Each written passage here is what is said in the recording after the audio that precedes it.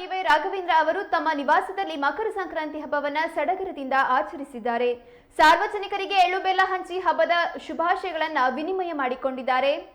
ಈ ಸಂದರ್ಭದಲ್ಲಿ ವಿಧಾನ ಪರಿಷತ್ ಸದಸ್ಯರಾದ ಡಾಕ್ಟರ್ ಧನಂಜಯ ಸರ್ಜಿ, ಭದ್ರಾವತಿ ಬಿಜೆಪಿ ಮುಖಂಡರು, ವೈದ್ಯರು ಸೇರಿದಂತೆ ಅನೇಕ ಕಾರ್ಯಕರ್ತರು ಉಪಸ್ಥಿತರಿದ್ದರು.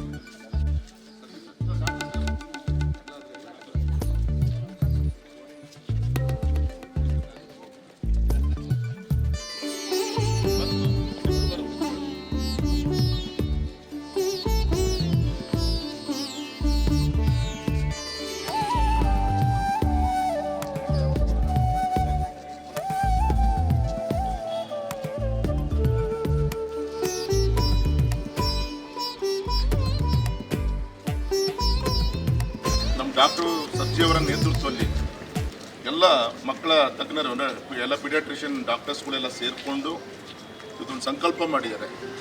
ಒಂದು ಸೆಂಟ್ರಲೈಸು ಒಂದು ಶಿಶುಪಾಲನಾ ಕೇಂದ್ರವನ್ನು ಮಾಡಬೇಕು ಅಂತೇಳಿ ಸಂಕಲ್ಪ ಮಾಡಿದ್ದಾರೆ. ಅವರಿಗೆಲ್ಲರೂ ಕೂಡ ನಾನು ಅಭಿನಂದನೆ ಸಲ್ಲಿಸ್ತೀನಿ. ಈ ಪವಿತ್ರವಾದ ಕಾರ್ಯ ಯಶಸ್ವಿಯಾಗಲಿ ಅಂತೇಳಿ ಹಬ್ಬದ ಸಂದರ್ಭ ನಾನು ಹಾರೈಸ್ತೀನಿ ಸರ್.